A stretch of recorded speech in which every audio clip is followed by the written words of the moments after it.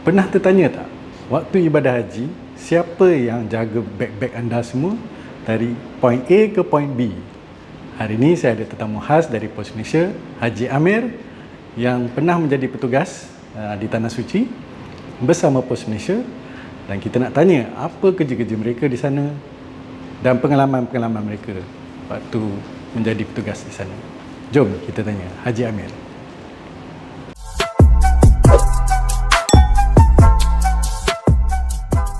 Assalamualaikum dan welcome back to another episode of Kopi dan Culture. Hari ini macam saya kata tadi, kita bersama Haji Amir Ismail dari Pos Malaysia. Kita nak tahu sedikit pengalaman beliau menjadi petugas di Tanah Suci bersama Pos Malaysia. Assalamualaikum Haji. Waalaikumsalam warahmatullahi wabarakatuh. Okey, apa khabar? Alhamdulillah, sihat. Alhamdulillah. Terima kasih kerana sudi datang ke podcast kami. Boleh kenalkan diri dan bertugas di mana? Okay. Bismillahirrahmanirrahim. Assalamualaikum dan selamat petang semua. Terima kasih terutama kepada tim Coffee and Culture atas undangan saya ke program ni lah. Okay, saya Amir bin Ismail, bertugas di Pusat Mel National Seksyen 21 Shah Alam. Okay. Okay, tempat ni adalah tempat prosesan mel-mel lah, mel-mel biasa. Dan juga terdapat satu blok kita proses pos laju lah. Sebenarnya kompleks PMN ni tempat prosesan yang terbesar di Malaysia lah, yang utama lah di Malaysia. Okay. Kita proses, kalau untuk makluman, kita proses mel di Pusat Mel Nasional tu berjumlah 1.5 juta sehari lah. Betul. Mel saja. Betul. Saya pernah interview rakan pos juga. Sebelum ni ada Innovation Challenge. Diorang kerja pos Shah Alam tak silap saya ke PJ. Saya tak ingat bahagian mana, tapi diorang katalah kalau kata masa COVID tu, dia punya barang-barang untuk pos laju menghantar parcel tu banyak gila. Betul. Menakjubkan dengan dia punya amount tu. So Haji dah berapa lama bersama Pos Malaysia? Saya dah bertugas 31 tahun. Oh, lama. Dah lama dah, alhamdulillah. Memang mula dekat Shah Alam atau di tempat lain? Saya masuk tahun 92, 15 tahun bersama retail dan selepas tu saya beralih kepada mail lah, prosesan mail lah selepas tu mulai 2007. Okay. So Haji, boleh tak cerita pada penonton-penonton, dan saya sendiri pun tak tahu yang ada rakan-rakan Pos Malaysia yang bertugas di Tanah Suci waktu bulan haji. So boleh ceritakan apa tugasan sewaktu berada di sana? Okay, untuk makluman semualah, alhamdulillah kita Pos Malaysia kita ada buat servis lah. Di setiap tahun musim haji, kita salah satu syarikat yang dilantik khas lah oleh tabung haji untuk mengendalikan barang-barangan yang dihantar daripada Tanah Suci ke Malaysia. Okay, biasa petugas yang bertugas di sana lebih kurang dalam 30 orang, bergantung kepada jumlah jemaah haji lah pada tahun-tahun yang tertentu lah. Okay. Di sana memang kita bertugas boleh katakan lebih daripada 12 jam sehari lah kita tugas. Ya, lebih daripada 12 jam. Ya, dan tak ada hari cuti lah bagi kami. Cuma hari tasrik selama 6 hari sajalah kita diberi cuti untuk mengerjakan haji lah itu. Okay. So macam Haji kata dalam 20 orang? 30 orang. So bagaimana 30 orang tu dipilih, atau mereka sendiri menghantar permohonan untuk menjadi petugas? Okey, setiap tahun pihak Human Capital akan buat satu pengumuman lah melalui email, dan siapa yang hendak menyertai bagasi haji lah. Maksudnya petugas kena mohon lah. Kena mohon untuk menyertai bagasi haji ni lah. Okey, so diorang mohon lah. Kena mohon, ya. So haji dah berapa kali dah? Alhamdulillah tahun ni yang kali kelima lah. Kali kelima. Pertama tahun 2012, 2014, 15, 16. Lepas tu rehat, ada hal, ada masalah apa semua bagi pelapis-pelapis buat. Ni tahun ni alhamdulillah diberi kepercayaan lah, disambung balik lah. InsyaAllah. So 5 kali lah haji ya? Alhamdulillah. Masya Allah, alhamdulillah. So berapa lama yang petugas-petugas ni berada di sana? Okey, kebiasaannya kita berada hampir 3 bulan lah. Hampir 3 bulan. Macam tahun 2023 ni, kita berada 85 hari. Keseluruhan lah di Mekah, Madinah dan juga di Jeddah lah. Okey, pada tahun ni kita mula berlepas ke Tanah Suci pada 1995 lah. Sebelum KT1 bergerak. Biasanya kalau visa semua dalam dapat kelulusan awal, alhamdulillah lah kita dapat gerak awal lah. Okay. Dan kita pulang baru ni pada 7 hari bulan 8 lah. Lebih kurang 85 hari lah. Alhamdulillah. Memang pergi sebelum jemaah dan balik selepas jemaah dah balik lah. So 30 orang tu semua 85 hari mereka di sana? Ya, semua sekali-sekali. Serentak pergi dan balik sekali. Okey. So apakah benda yang paling sukar masa kami kita nak menjaga barang-barang ni kan? Itu bukan senang kan, jemaah haji yang ramai tu. Betul. Kita diamanahkan oleh tabung haji untuk mengendalikan hotel-hotel yang didiami oleh jemaah lah.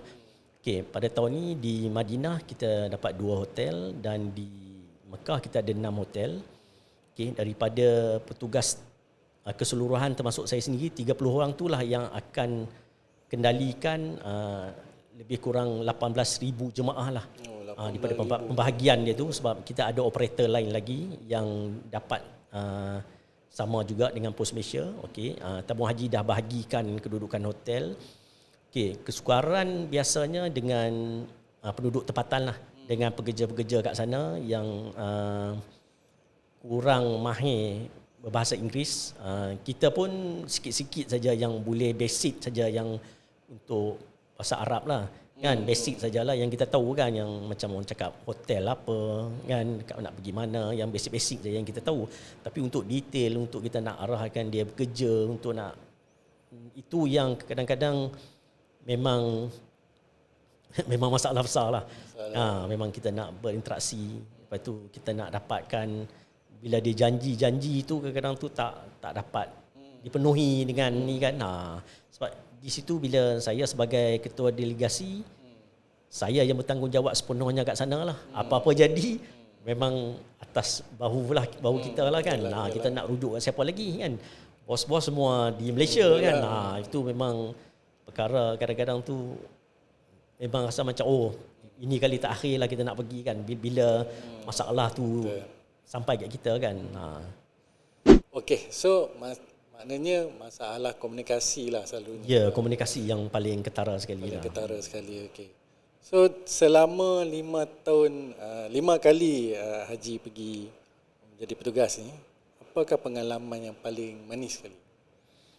Okey, sudah semestinya kita dapat buat haji lah. Itu yang paling ni lah. Sebab kita sebagai pekerja tu, kita ada masa yang terhad lah. Walaupun sebelum kita berlepas ke Tanah Suci, kita akan diberi kursus 2 minggu lah, yang dikendalikan oleh saya sendiri untuk operasi.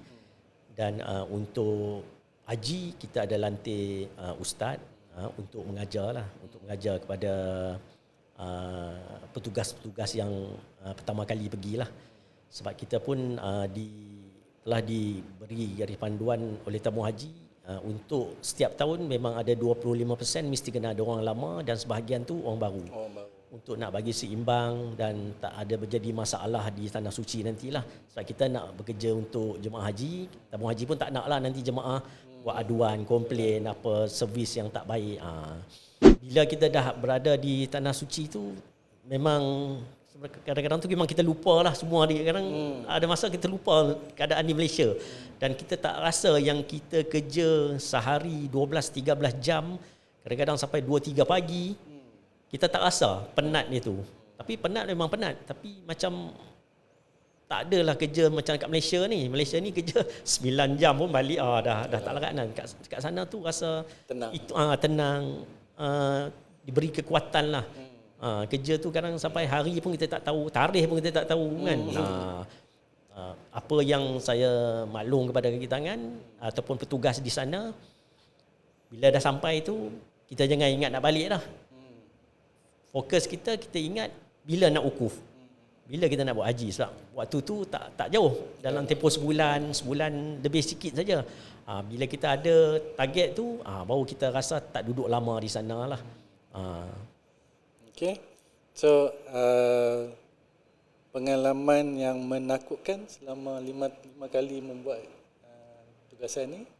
Okay, yang menakutkan dan yang susah lah kita nak terima tu, bila sebelum berlepas lah.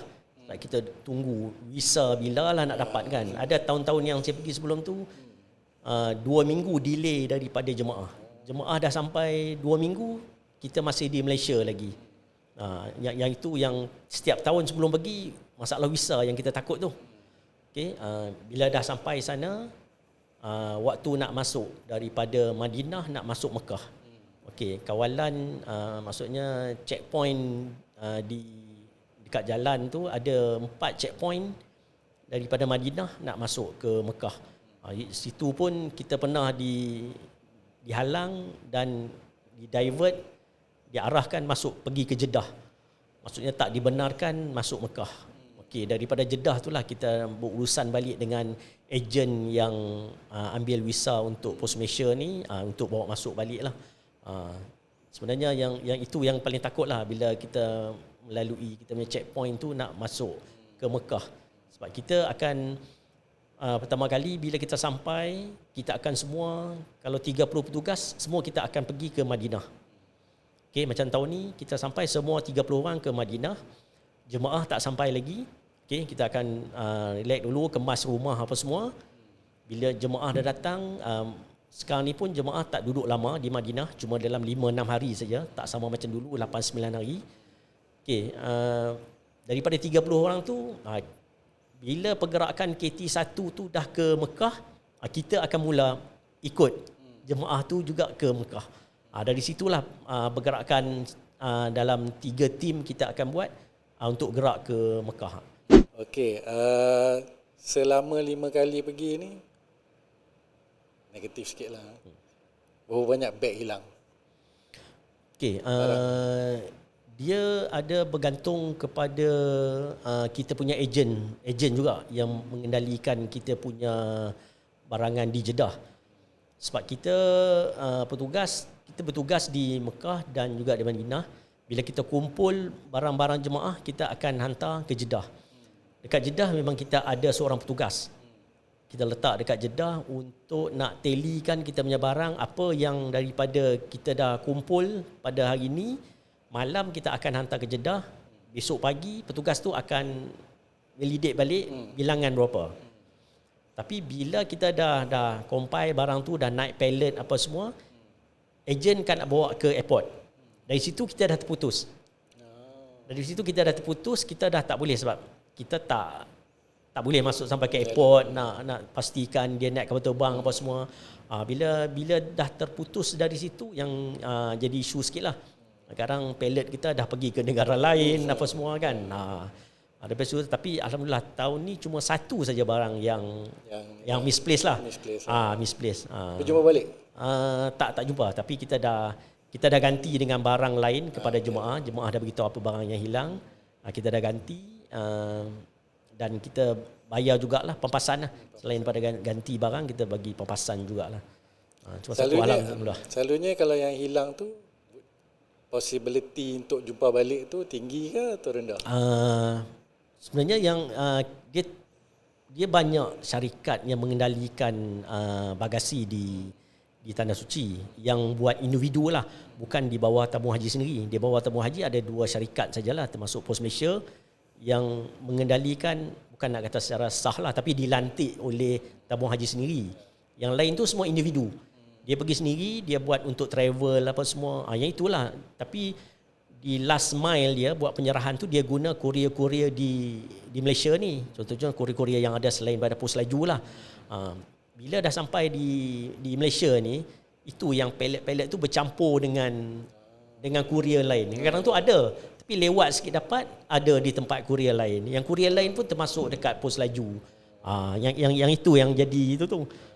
Sebenarnya peluang untuk dapat balik tu memang ada, tapi kadang tu lambat je lah. Sebab kita dah ada KPI dengan tabung haji sendiri. Sebab kita tak boleh ada kesalahan kurang daripada 80% lah. Sebab kalau tidak, dia boleh penalti Pos Malaysia ataupun tamatkan kita punya perjanjian untuk mengendalikan bagasi haji ni lah. So, setakat ni KPI selalu Alhamdulillah. lah. Alhamdulillah. Sebab kita pun dah lebih 18 tahun dah dengan tabung haji ni. Betul. Okeylah, alhamdulillah. Okey. Manis kita dah tanya, menakutkan kita dah tanya, lucu ada? Oh, kalau yang lucu ni sebenarnya bila petugas di Tanah Suci tu, especially di Madinah ataupun di Mekah, kita tak tahu macam mana jemaah-jemaah ni dia boleh tahu, selain daripada kita pakai baju postman kan. Sebelum macam tahun ni kita pakai baju yang merah putih tu, memang nampak terang lah kan. Lepas ni dah tukar uniform dah. Memang bila kita berjalan tu, mesti dia akan cari jumpa kita. Dia akan tanyalah, apa nak cari kedai dobi ke, nak tukar money changer ke, nak beli SIM card ke. Tapi kita seronok lah. Kita dapat membantu. Bukan setakat jemaah Malaysia, jemaah negara lain pun sama. Kan, yang hilang lah apa semua. Itu yang seronok lah, yang kita dapat bantu jemaah. Sebab dalam kursus sebelum pergi pun saya dah beritahu kepada petugas kena alert dan kena tahu semua keadaan di persekitaran hotel yang diorang bertugas. Sebab jemaah akan tanya. Walaupun kita kata, ada tu customer service tabung haji, tak, dia tetap mari juga dia tanya dengan petugas. Dia anggap macam kita ni dah jadi macam duduk kat Malaysia. Semua kena tahu. Semua kena tahu. Saya kata kalau jalan pergi masjid, sambil-sambil tu tengoklah jalan-jalan kat mana kedai makan, kat mana sini-sini. Sebab jemaah akan tanya.